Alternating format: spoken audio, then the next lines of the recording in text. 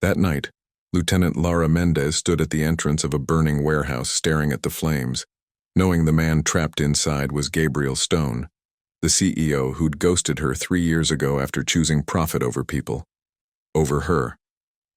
The dispatch call had been clear. 2 people missing. A 7-year-old girl and Gabriel. Her captain handed her the Halligan bar and thermal camera. You've got 10 minutes before the second floor collapses. 10 minutes to save the man who'd destroyed her. The smoke was black, toxic, rolling through corridors designed to terrify. Halloween decorations melted on the walls. Somewhere deeper in the maze, she heard a child crying. When she found them, Gabriel was kneeling beside the girl, his suit torn, his face covered in soot. And behind them, a hidden room she wasn't supposed to see. Filing cabinets, burned documents, buildings Gabriel's company had bought. Families Gabriel had displaced, someone had been burning evidence, and someone had locked the emergency exit from the outside. The ceiling groaned. The fire was spreading faster than it should. Lara? Gabriel's voice cracked when he saw her. I didn't know you'd be the one. Save it. She cut him off. We're getting out. Then you're going to explain what the hell this is. But as she lifted the little girl into her arms, she saw something that made her blood run cold. A locket, half melted, lying among the ashes. Inside was a photograph of a woman Lara recognized. Maria Alvarez, the tenant activist who disappeared 2 years ago. This wasn't just a fire. This was a cover-up. And Gabriel Stone was either a victim or the one who lit the match. Would you save the person who broke your heart? Or would you let them burn? The October air in Detroit carried the smell of burned sugar and latex masks. Halloween had turned the old Riverside Industrial District into something between a theme park and a liability lawsuit waiting to happen. The so-called cursed warehouse stood 4 stories tall, its brick facade spray-painted with glow-in-the-dark skulls and fake cobwebs thick as insulation foam. Inside, what used to be assembly lines for auto parts had been converted into a haunted attraction. Plywood mazes, strobe lights, fog machines pumping theatrical smoke. Lara Mendez adjusted the straps on her turnout coat as Engine 17 pulled up to the curb. She'd been a paramedic firefighter for 6 years, but tonight felt different. The dispatch call had mentioned the warehouse owner's name, Gabriel Stone, CEO of Stone Horizons, the luxury development firm that had bought up half the neighborhood, gutted rent-controlled buildings, and flipped them into condos with rooftop gardens and smart thermostats. The same man who'd ended their relationship 3 years ago with a text message that read, I can't do this anymore. The timing isn't right. She hadn't seen him since. Now she was supposed to pull him out of a burning building. The fire had started in the northwest corner, according to the first responders already on scene. What had looked like theatrical smoke turned real fast. Someone had spotted flames licking up the plywood walls near the exit labeled Apocalypse. Panicked guests in vampire capes and zombie makeup had stampeded toward the main doors, but not everyone made it out. 2 people were unaccounted for, Gabriel Stone himself, who'd been giving a private tour to investors in the restricted section, and a 7-year-old girl named Mia Chen, last seen wandering away from her older brother near the haunted hospital exhibit. Captain Reyes handed Lara the thermal imaging camera and a Halligan bar. We've got maybe 10 minutes before the second floor collapses. Stone's people say he went to check the back storage area when the alarms went off. The kid's guardian is losing it. Says she was right video to her shoulder. Any idea what started it? Reyes shook his head. Could be electrical. Could be someone knocked over a prop candle. Could be arson. This place has been a target for activists who say Stone displaced 40 families to build his condos. Lara felt the weight of the Halligan in her gloved hand. Gabriel had always been good at making enemies. She'd been one of them once. When they were together, he'd talked about urban renewal like it was a mission from God. She'd listened to him pitch investors over candlelit dinners, watched him sketch blueprints on napkins, believed him when he said he wanted to bring Detroit back. Then she'd seen the eviction notices. Then she'd seen the elderly couple who'd lived above the corner store for 30 years, packing their belongings into garbage bags because Stone Horizons had bought the building and quadrupled the rent. She'd asked him to stop. He'd said it was business. She'd left. Now the warehouse was burning, and somewhere inside, Gabriel was trapped. The entry team moved through the main doors. Inside, the air was thick with smoke. Black, rolling, toxic. Lara switched on her thermal camera. The screen showed patches of orange and red through the haze, heat signatures blooming like flowers in a nightmare garden. The plywood walls radiated warmth. Somewhere deeper in the structure, she could hear the crackle of flames chewing through 2x4s. "Stone!" she called through her mask. "Can you hear me?" Nothing. Just the roar of fire and the hiss of water from the attack line behind her. Then, faint. A voice. Male. Hoarse. "Help, we're back here." Lara pushed forward, navigating by the thermal camera. The layout of the warehouse was a maze designed to confuse and terrify. Fake doorways led to dead ends. Mirrors reflected strobe lights. A mannequin dressed as a plague doctor loomed in the corner, its beak mask cracked and melting. She found Gabriel behind a section of collapsed scenery, near what looked like an old office space that had been converted into a mad scientist's lab exhibit. He was kneeling beside a small figure, Mia Chen, the missing girl. Both were covered in soot. Gabriel's tailored suit jacket was torn at the shoulder, and his white dress shirt clung to him, drenched in sweat. "Lara?" His voice cracked with disbelief. She ignored the way her chest tightened at the sound of her name. "Can you walk?" "Yeah, but she—" He gestured to Mia. "She's not responding well. I think she inhaled too much smoke." Lara knelt beside the girl, checking her pulse, her pupils. Mia's eyes were glassy, her breathing shallow. "We need to get her out now." Gabriel helped Lara lift Mia into her arms. The girl was light, fragile. Lara could feel the rapid flutter of her heartbeat through the turnout coat. "Follow me," Lara said. "Stay close. Don't touch anything hot. If I tell you to drop, you drop." Gabriel nodded. His face was pale beneath the soot. "Lara, Save it." She cut him off. "We're getting out first. Then you can talk." They moved through the smoke, Lara leading with the thermal camera. The path they'd taken in was already compromised. Part of the ceiling had collapsed, blocking the route back to the main entrance. She switched to Plan B, the emergency exit near the loading dock. But when they reached the corridor, they found it blocked by a steel door padlocked from the outside. "Who the hell locks an emergency exit?" Lara muttered. Gabriel stared at the door. "This wasn't supposed to be here. Inspections myself." "Well, someone didn't get the memo." Lara set Mia down gently and swung the Halligan bar at the padlock. The impact rang through the corridor, but the lock held. She swung again. Again. On the fourth swing, the metal gave way with a screech. Behind the door was a narrow storage room filled with filing cabinets and cardboard boxes. And in the corner, barely visible through the smoke, was another door, a hidden panel in the wall, slightly ajar. Gabriel moved toward it. This wasn't on the blueprints. Lara followed, Mia back in her arms. The panel opened into a cramped space, maybe 6 feet by 8. Inside were more boxes, but these weren't prop supplies. They were labeled with street addresses. Addresses Lara recognized. Buildings in the Riverside district. Buildings Gabriel's company had bought. And in the center of the room, smoldering, was a metal trash can filled with half-burned documents. Property deeds, columns of numbers that didn't add up. Someone had been burning evidence. "Explain this," Lara said. Gabriel stared at the documents, his jaw tight. "I don't know what this is." "You don't know. This is your building. Your company name is on every single piece of paper in here. I didn't know about this room." His voice was sharp now, defensive. "Someone must have been using it without my knowledge."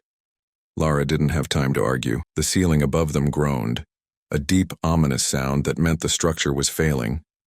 She grabbed Gabriel's arm. "We're leaving, now." They moved back through the storage room, but the corridor beyond was filling with smoke faster than before.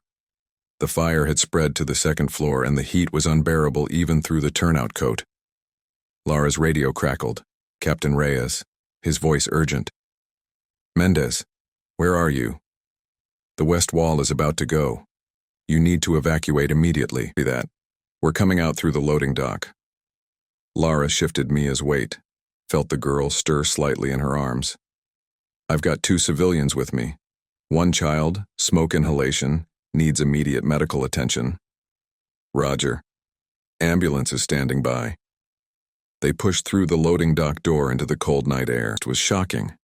From the suffocating heat of the warehouse to the October chill, the flashing lights of fire engines and ambulances painting the brick walls in red and blue. Paramedics rushed forward to take Mia from Lara's arms. Gabriel stumbled behind, coughing, wiping soot from his eyes. A reporter with a camera crew materialized from the crowd of onlookers, shouting questions. Mr. Stone, is it true the warehouse didn't pass the latest fire inspection? Can you comment on the allegations that Stone Horizons has been cutting safety corners to maximize profit? Gabriel didn't answer. He just stood there, staring at Lara, as the medics worked on Mia, as the warehouse behind them collapsed in a shower of sparks and burning timber. For a moment, Lara saw something in his eyes, something that looked almost like guilt, but then he turned away, and a man in a dark suit appeared at his side, whispering urgently into his ear. Gabriel nodded, straightened his shoulders, and walked toward a black town car idling at the curb. He didn't look back. 3 days later, Lara sat in the firehouse kitchen, scrolling through her phone. The cursed warehouse fire had made headlines. The local news had run a story about Mia Chen, the 7-year-old who'd been rescued just in time, who was now recovering in the hospital with her family by her side. The story had also mentioned Gabriel Stone, CEO of Stone Horizons, who'd been inside the building giving a tour when the fire started.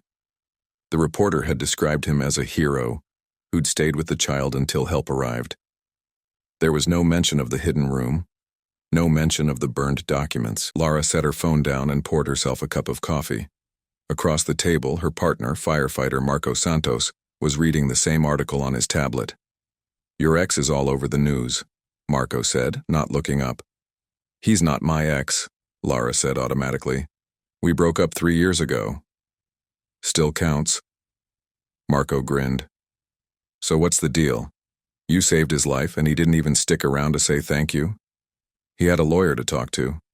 Classy. Lara took a sip. It was bitter, burnt from sitting on the warmer too long. There was something weird about that fire. The emergency exit was padlocked. There was a hidden room full of documents, property records, eviction notices, financial ledgers.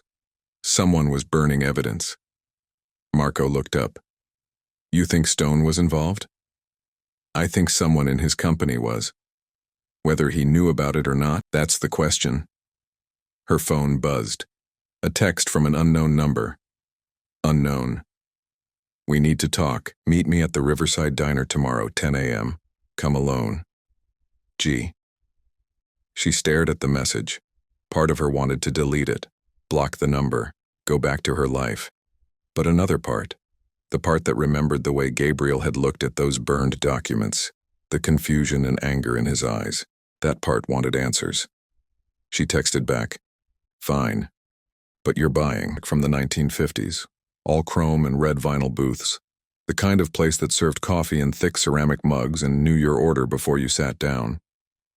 Lara arrived 10 minutes early, scanning the room out of habit. Gabriel was already there, sitting in a corner booth wearing a plain gray sweater and jeans instead of his usual tailored suit. He looked tired, older than she remembered. She slid into the booth across from him. You look like hell. Thanks, smile, but it didn't reach his eyes. You look good. Still saving lives? Someone has to. A waitress appeared with 2 cups of coffee and a knowing look that said she'd seen this scene 100 times before. Exes meeting in neutral territory, testing the waters. Lara wrapped her hands around the mug, letting the warmth seep through her palms. Gabriel spoke first. I didn't know about the room, the locked exit, the documents. I swear to you, Lara, I had no idea. So you said, I mean it. He leaned forward, his voice low, urgent. I've been going through the company records for the past 3 days. Someone on my executive team has been running a side operation, forging signatures, falsifying inspection reports, paying off building inspectors to look the other way. And the worst part? They've been using my name to do it. Lara studied his face. He looked sincere, but Gabriel had always been good at looking sincere. Who? My CFO, Marcus Hale. He's been with Stone Horizon since the beginning. I trusted him with everything: finances, property acquisitions, legal compliance. Turns out he's been skimming money off the top and covering it up by cutting corners on safety. That warehouse? The fire started because the wiring was substandard. He hired an unlicensed contractor to save a few $1,000s, and now a little girl almost died because of it. Lara felt something. Do you have proof? Gabriel reached into his jacket and pulled out a folder.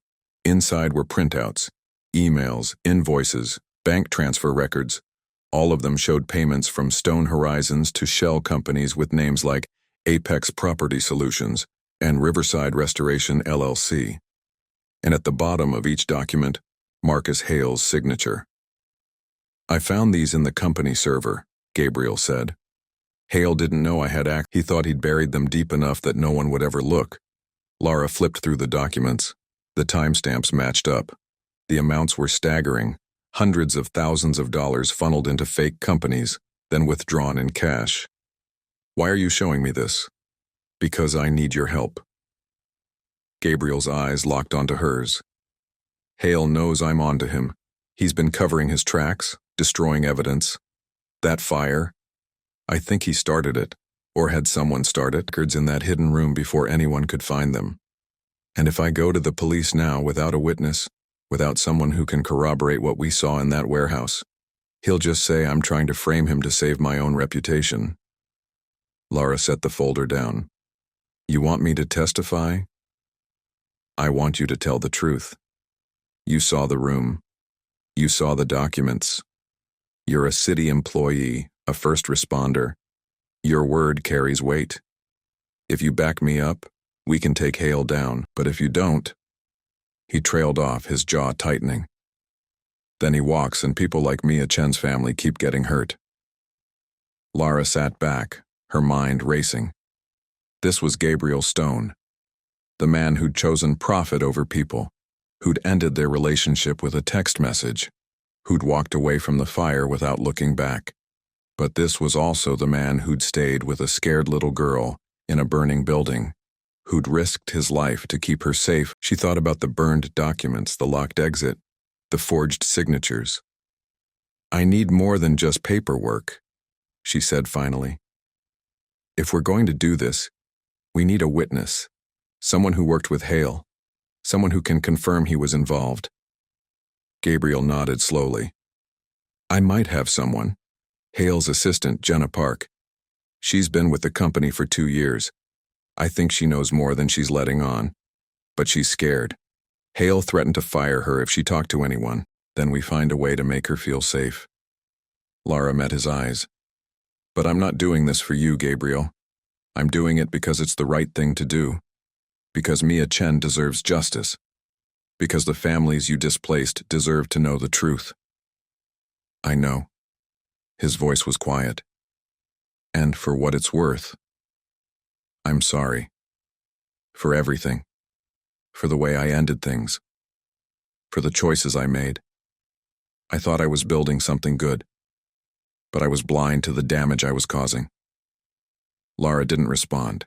She just stood, leaving her coffee half finished, and walked out of the diner into the cold October morning. Behind her, Gabriel sat alone in the booth, staring at the folder of documents, the weight of his mistakes pressing down like smoke. That evening, Lara found herself in the hospital corridor outside Mia Chen's room. She'd stopped by after her shift to check on the girl, a habit she'd developed with patients she'd pulled from bad situations. Sometimes they needed to see a familiar face, herself why the job mattered. Mia was sitting up in bed, her mother beside her, when Lara knocked on the door frame. The girl's face lit up. You're the firefighter lady. That's me, holding a small stuffed Dalmatian she'd picked up at the gift shop. I thought you might want a friend. Mia clutched the Dalmatian to her chest. Thank you. Mommy says you saved me. I had help. Lara glanced at Mrs. Chen, who was watching with red-rimmed eyes. "How are you feeling?" "Better. The doctor says I can go home tomorrow." Mia's smile faded slightly. "But I keep having bad dreams about the fire, about the man with the pumpkin mask." Lara sat on the edge of the bed. "The man with the pumpkin mask?" "He told me to follow him. He said there was a secret room where the really scary stuff was. But when we got there, he locked the door and left. I tried to get out, but I couldn't. Then the smoke came and I got really scared." Mrs. Chen's hand tightened on her daughter's shoulder. "The police said it was probably just an actor from the haunted house, someone playing a prank." But Lara's instincts said otherwise. She thought about the hidden room, the burned documents, the locked emergency exit. Did the man say anything else? "Do you remember what he looked like?" Mia shook her head. "He was wearing a mask the whole time, but his voice was nice, something, and he smelled like coffee." Coffee. Lara filed that detail away. "Did you tell the police about this?" "They asked, but Mia was too upset to talk much that night," Mrs. Chen said. "Should we call them back?" "Yes."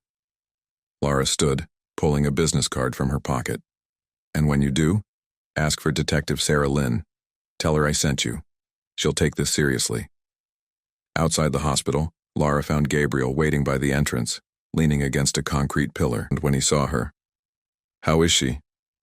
"Recovering, but she told me something interesting." Lara repeated what Mia had said about the man in the pumpkin mask. Someone lured that little girl into that room on purpose, someone who knew about the fire before it started. Gabriel's face darkened. "Hale has an assistant who used to work as a middle school teacher, and he drinks at least 6 cups of coffee a day. That's not enough for an arrest." "No, but it's a start." Gabriel hesitated, then reached into his coat pocket. He pulled out a small silver locket on a chain. "I found this in my office today, in my desk drawer. I didn't put it there." Lara took the locket. It was old, tarnished, the kind of thing you'd find at an estate sale. She opened it. Inside was a photograph, a young woman with dark hair and a serious expression, standing in front of a building on Riverside Avenue that had been torn down 2 years ago to make room for Stone Horizon's luxury condos. "That's Maria Alvarez," Gabriel said quietly. "She lived in that building for 20 years. When we bought it, she refused to leave. Hale handled the negotiations. He told me she'd accepted a settlement and moved in with family in Ohio. But last month I got a letter from a lawyer. Maria's daughter was trying to find out what happened to her mother. She had disappeared right after the eviction. No forwarding address, no contact with her family, just gone." Maria Alvarez's eyes seemed to look right through her. "You think Hale did something to her?" "I think Hale is capable of a lot of things I didn't want to believe." Gabriel's voice was rough. "That locket? It was in the hidden room at the warehouse, among the documents, before the fire consumed everything because something about it felt wrong." The weight of the locket in Lara's palm felt heavier than it should. This wasn't just about financial fraud or safety violations anymore. This was about a missing woman, a woman who'd stood in the way of a multi-million-dollar development deal. "We need to talk to Jenna Park." Jenna Park lived in a small apartment in Midtown, the kind of building with buzzers that didn't work and hallways that smelled like old carpet and cooking oil. When she opened the door, she looked like she hadn't slept in days. Her eyes were hollow, her hands shaking slightly as she gripped the doorframe. "Mr. Stone, I wasn't expecting you." "I'm sorry to show up like this," Gabriel said, "but we need to talk about Marcus Hale, about what's been happening at the company." Jenna's gaze flicked to Lara. "Who's she?" "Someone who wants the truth as much as I do," Gabriel said. For a moment, Jenna didn't move. Then she stepped back, letting them inside. The apartment was small but neat. A couch, a coffee table stacked with textbooks, a kitchenette with a single chair. Jenna was studying for her MBA at night while working full-time as Hale's assistant. She'd told Gabriel once that she wanted to be a CFO herself someday, that working under Hale was her way of learning the ropes. Now she just looked terrified. "He knows," Jenna said, sinking onto the couch. Hale knows you've been asking questions. He came to my desk yesterday and told me that if anyone, police, reporters, lawyers, if anyone asks about the warehouse or the property deals, I'm supposed to say I don't know anything, that I'm just an assistant who files paper. But you do know something, Gabriel said gently. Jenna's eyes filled with tears. I know everything, the fake invoices, the shell companies, the bribes to building inspectors. Hale made me set up the accounts. He said it was just creative accounting, that everyone in real estate did it. But when I saw the news about the fire, about that little girl, her voice broke. I can't do this anymore. I can't keep pretending. Lara sat down beside her. Then don't. Tell us what you know. Jenna wiped her eyes with the back of her hand. Hale has been embezzling money from Stone Horizons for at least 2 years. He'd create fake companies, send invoices for work that was in their accounts. But that wasn't enough. He also started cutting corners on construction, hiring unlicensed contractors, using substandard materials, bribing inspectors to pass buildings that people complained, tenants, community activists, people like Maria Alvarez. He'd threaten them, intimidate them, make them disappear. Make them disappear? Gabriel's voice was sharp. What does that mean? I don't know exactly, but I heard him on the phone once. He was talking to someone about the Alvarez problem and how it was handled. When I asked him about it, he told me to mind my own business or I'd end up like her. Do you have proof? Records of these conversations, emails? Jenna nodded. I started keeping copies about 6 months ago. I didn't know what to do with them, but I knew they might matter someday. I have files on a USB drive, bank statements, call logs, email threads, everything. Where's the drive? Gabriel asked. In my locker at the office. I didn't want to keep it here in case Hale sent someone to search my apartment. Gabriel stood. Then we go to the office tonight. We get the drive to the police. But Jenna shook her head. You don't understand. Hale has security cameras everywhere, keycard logs. If I go into the building after hours, he'll know.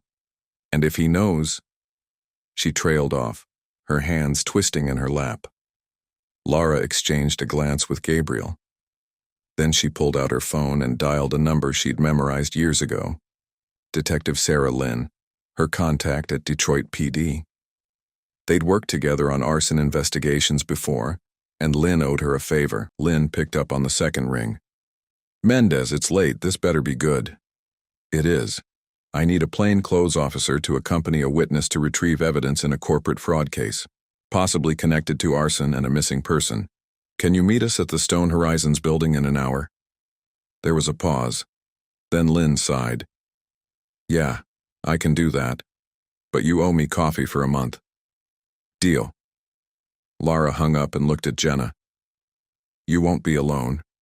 A detective will be with you, and if Hale tries anything, we'll have... Jenna's shoulders sagged with something. Okay, let's do it.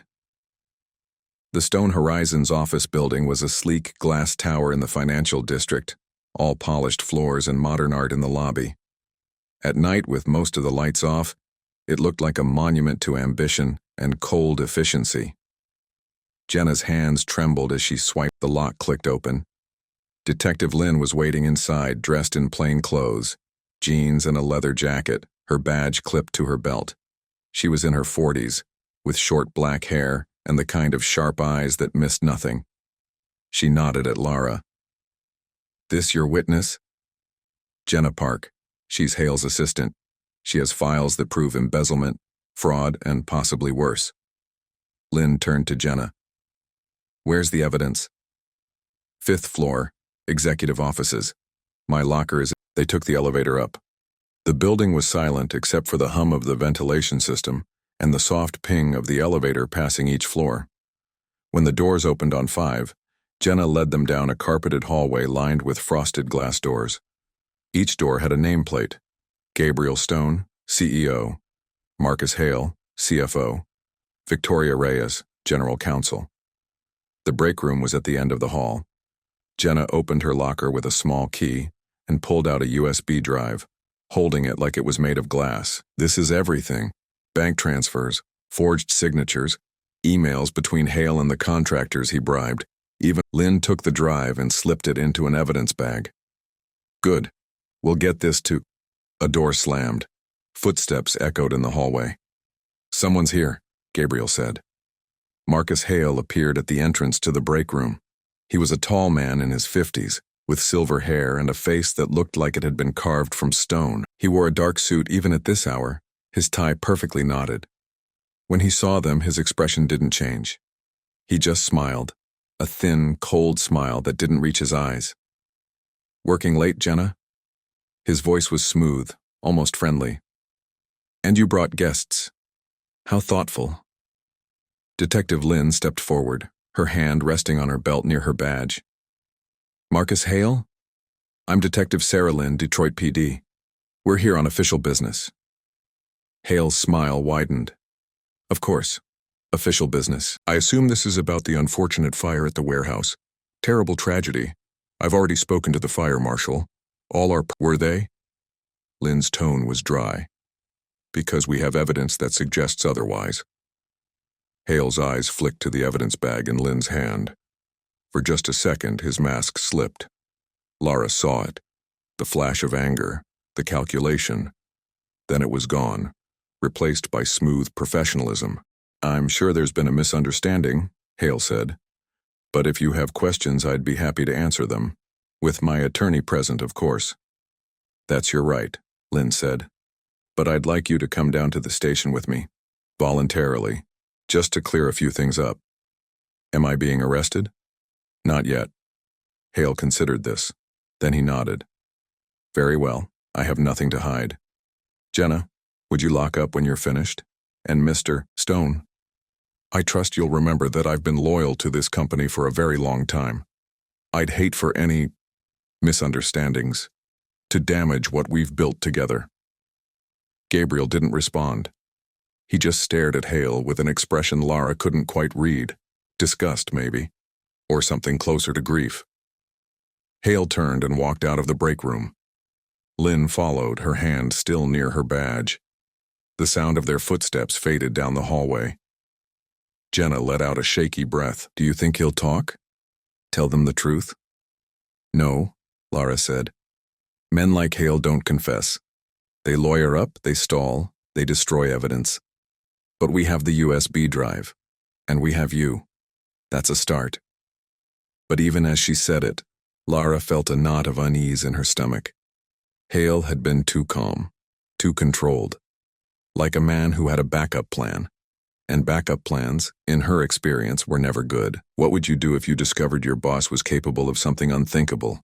Drop a comment below. The next morning, Lara woke to her phone buzzing on the nightstand. It was Gabriel. His voice was rough, tight with stress. Turn on the news. She fumbled for the remote, clicked on the TV. The local news channel was running a breaking story. The headline scrolled across the bottom of the screen. Stone Horizons, CEO Gabriel Stone under investigation for fraud and negligence. Reporter stood outside the Stone Horizons building, mic in hand. Sources within the Detroit Police Department confirmed that Gabriel Stone, CEO of luxury development firm Stone Horizons, is being investigated for his role in a scheme to defraud contractors, bribe building inspectors, and cut safety corners that may have led to the deadly warehouse fire last week. Stone's CFO, Marcus Hale, was brought in for questioning last night but was released this morning after his attorney provided documents allegedly implicating Stone as the mastermind behind the operation. Lara felt like she'd been punched in the chest. What? Hale flipped the script, Gabriel said.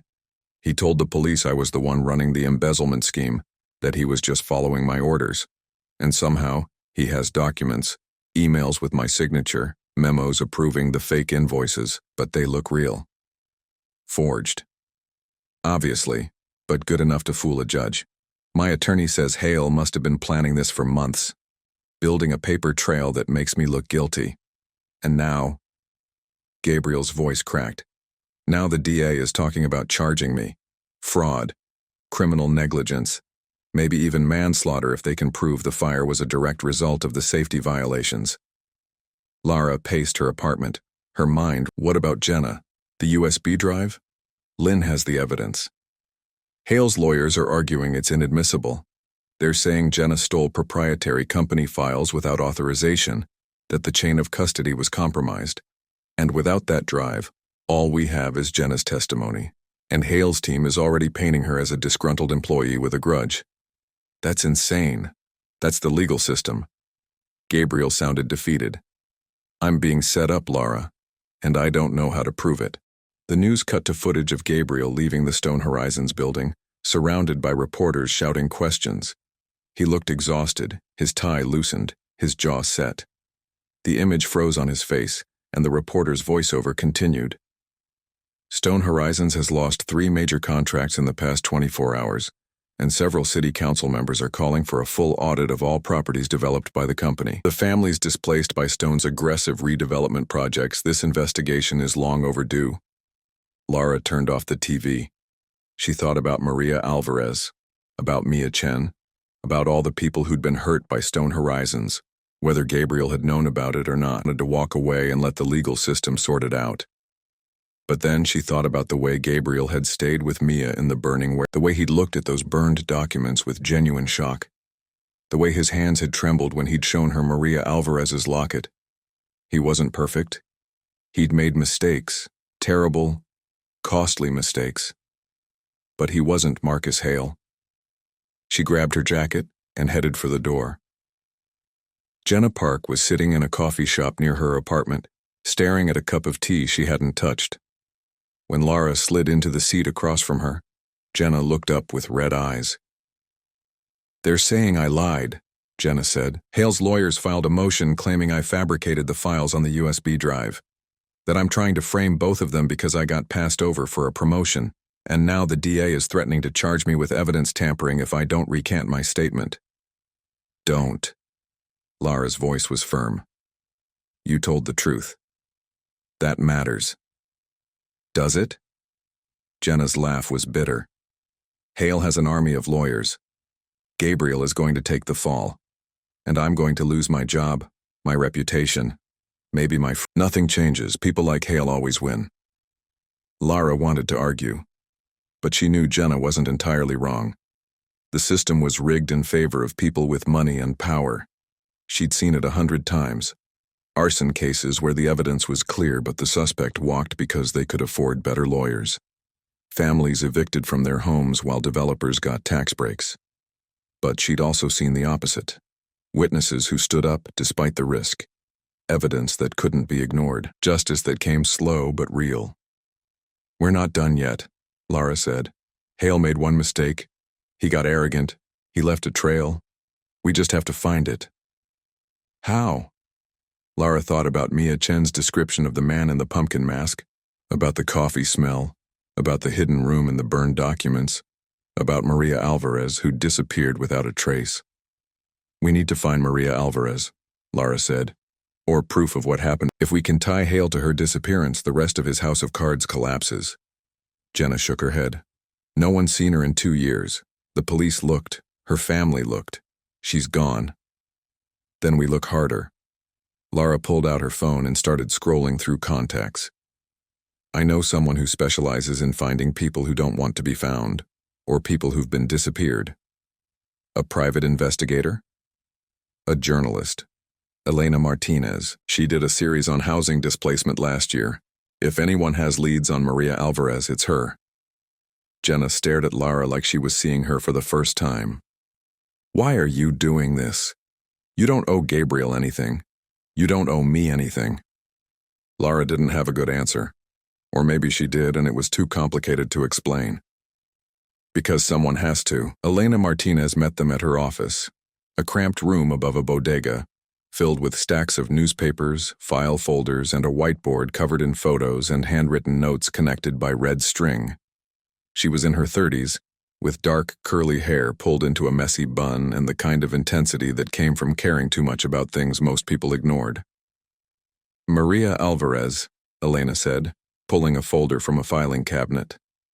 I interviewed her daughter 6 months ago. The family thinks she's dead, but I'm not so sure. She spread photographs across her desk. Maria in front of her apartment building. Maria at a community meeting, holding a sign that read, "Housing is a human right." Maria sitting on her front steps, feeding pigeons. She was vocal, Elena said.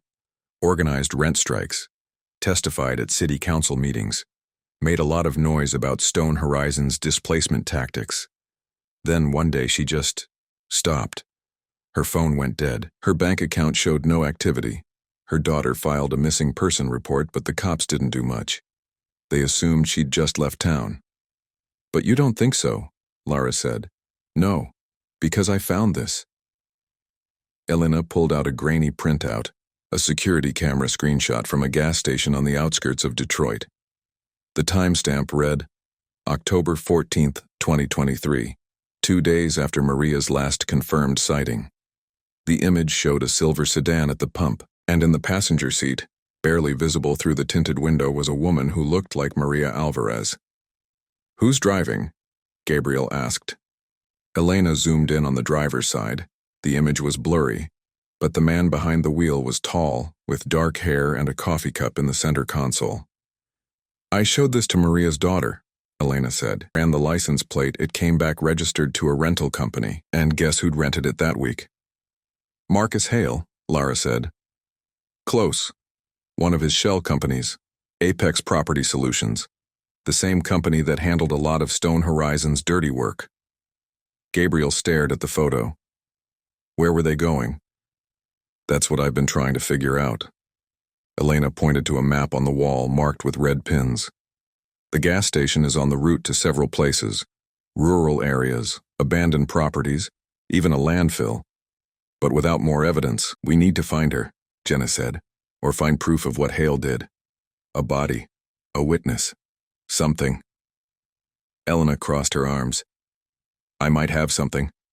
Last month I got a tip from a construction worker who'd been hired by one of Hale's contractors. He said they'd been asked to pour concrete in the basement of an abandoned factory on the east side. Off the books. No permits. When he asked why, his boss told him not to ask questions. But the guy's conscience has been eating at him. He thinks they might have buried something or someone under that concrete. The room went silent. Do you have his contact information? Lara asked. Yeah, but he's scared. He won't talk to cops.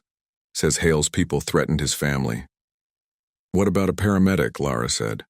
Someone who's not law enforcement but who can be trusted to do the right thing. Elena considered this. Then she nodded. I'll set it up, but you need to move fast. If Hale finds out we're digging into this, he'll disappear that evidence and anyone who might talk. The construction worker's name was Tom Rodriguez. He agreed to meet them at a diner on the condition that no police would be present. When Lara and Gabriel arrived, he was sitting in a back booth nursing a beer and looking over his shoulder every few seconds. You the one Elena sent? Tom asked. Lara nodded. We need to know what you saw. Tom took a long drink. I didn't see nothing, that's the problem. But I know what I did. Me and my crew, we were hired to pour a foundation in the basement of an old factory on Harper Avenue.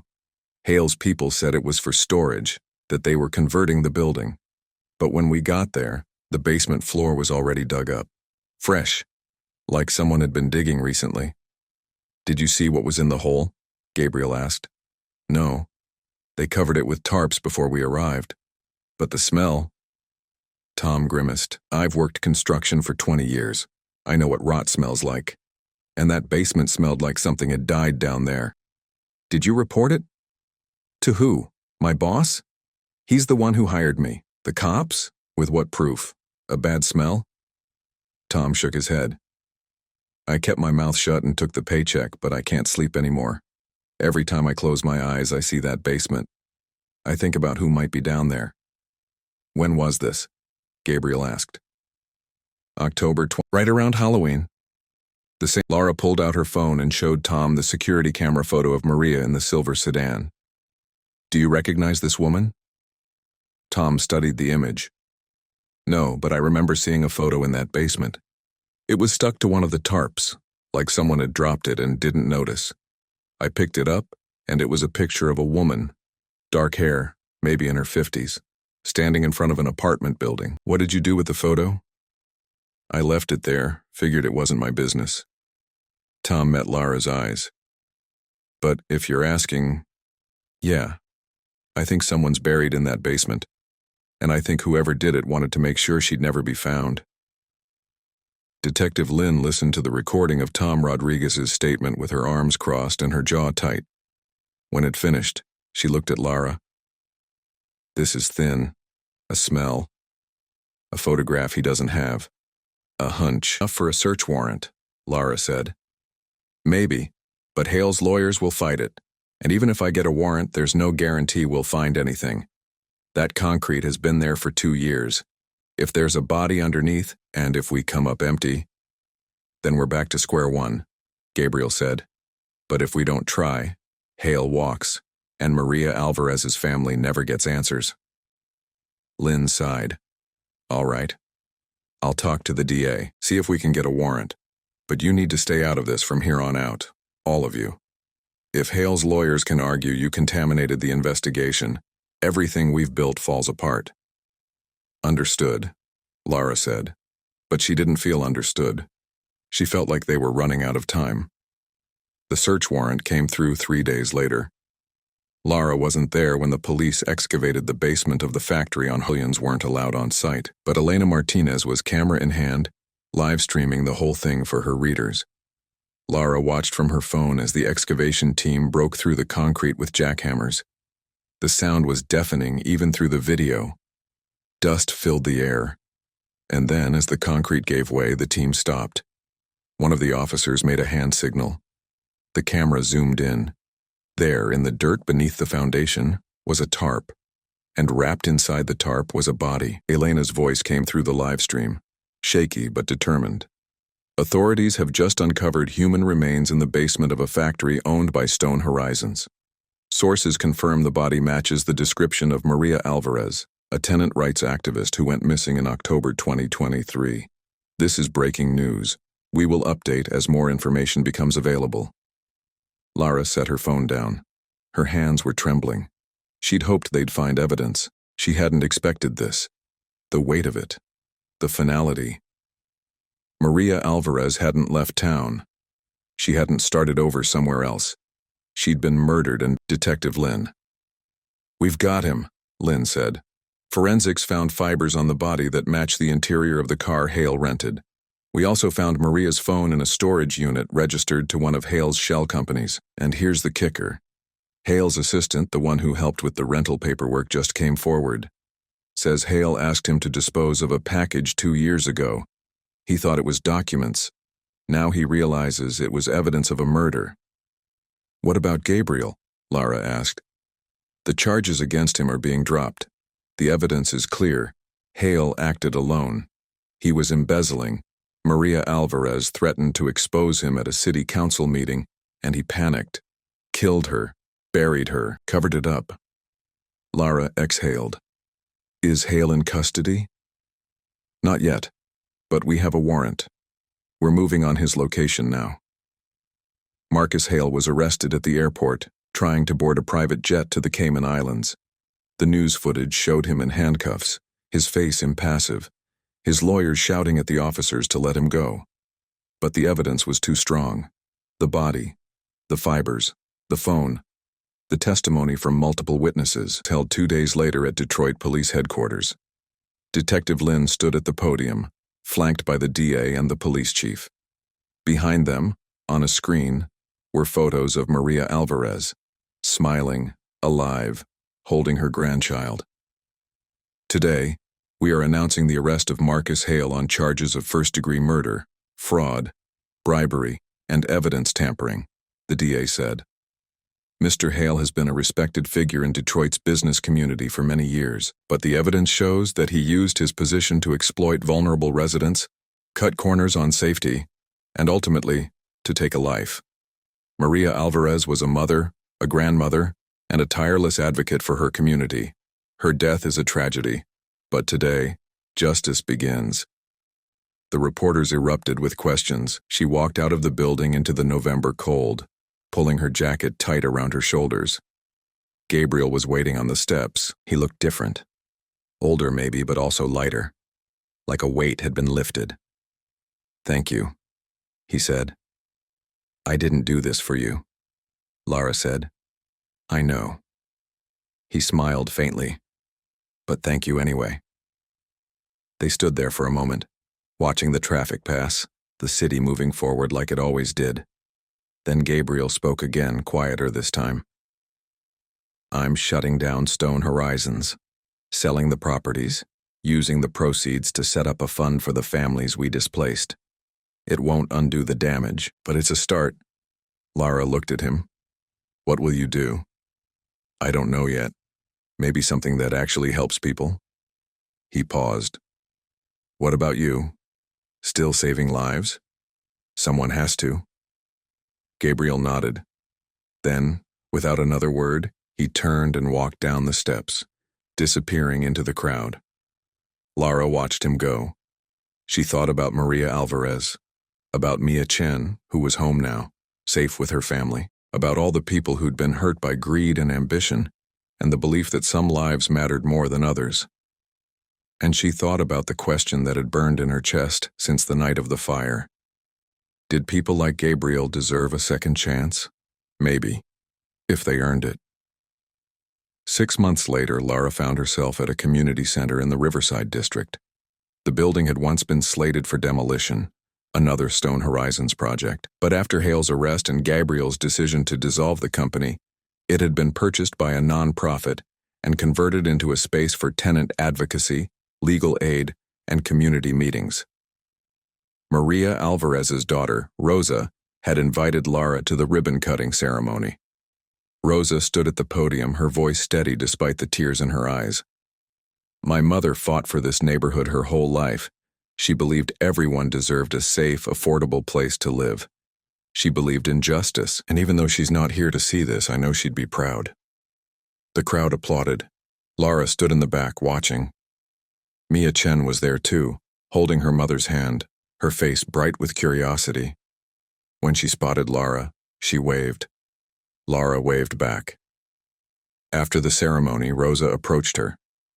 Thank you for not giving up, for finding the truth. I'm sorry I couldn't save her, Lara said. Rosa shook her head. You gave us closure. You made sure the person responsible faced consequences. That's more than most people get. Lara thought about that as she walked home later that evening. The city had changed in small ways. More affordable housing initiatives, stricter building inspections, a renewed focus on tenant rights. Maria's death had sparked outrage, but it had also sparked action. Not enough, maybe, but something. And Gabriel? She'd heard he was working with a housing nonprofit now, using his development expertise to build affordable units instead of luxury condos. She didn't know if it was genuine or just guilt. Maybe both. Maybe it didn't matter as long as the work got done. Her phone buzzed. A text from an unknown number. Unknown. Coffee some G. She stared at the message for a long time. Part of her wanted to delete it. Part of her was curious.